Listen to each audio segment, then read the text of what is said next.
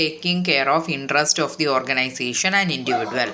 To balance both, create clear privacy policies and inform employees, monitor only work-related activities, take employee consent for surveillance or data collection, maintain data confidentiality and security, provide training on ethical data handling, review monitoring policies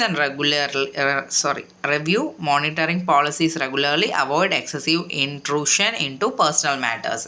അപ്പോൾ ഈ organisation interest achieve ചെയ്യുന്നതൊക്കെ ശരിയാണ്, but അതിലൂടെ ഇൻഡിവിജ്വലിൻ്റെ interest ഒരിക്കലും subside ചെയ്ത് പോകരുത്, അത് ഒരിക്കലും നമ്മൾ ഓവർ റൈഡ് ചെയ്യരുത്.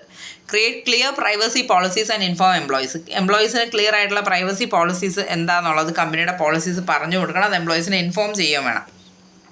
അതുപോലെ പ്രൈവസി പോളിസീസ് കമ്പനി ഉണ്ടാക്കിയിട്ടുണ്ടാവണം. പിന്നെ വർക്ക് റിലേറ്റഡ് ആയിട്ടുള്ള ആക്ടിവിറ്റീസ് മാത്രമേ കമ്പനി മോണിറ്റർ ചെയ്യാനായിട്ട് പാടുള്ളൂ. പിന്നെ take employee consent for surveillance of data collection, എംപ്ലോയിയുടെ കൺസെൻറ്റ് എടുക്കണം.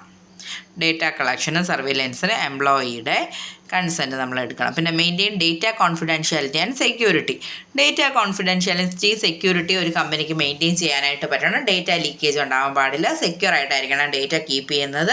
പിന്നെ എത്തിക്കൽ ഡേറ്റ ഹാൻഡ്ലിങ്ങിന് വേണ്ടിയിട്ടുള്ള ട്രെയിനിങ് എംപ്ലോയീസിന് കൊടുക്കണം. അതുമാത്രമല്ല മോണിറ്ററിങ് പോളിസീസൊക്കെ റെഗുലറായിട്ട് റിവ്യൂ ചെയ്യണം. അപ്പോൾ എന്തൊക്കെയാണ് മോണിറ്ററിങ് പോളിസീസ് അതെല്ലാം റെഗുലറായിട്ട് റിവ്യൂ ചെയ്യണം.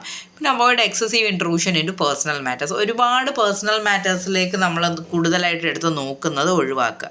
അപ്പോൾ avoid excessive intrusion into personal matters. Okay, അപ്പോൾ ഇത്രയാണ് നമുക്കിതിനകത്ത് നോക്കാനുള്ളത്.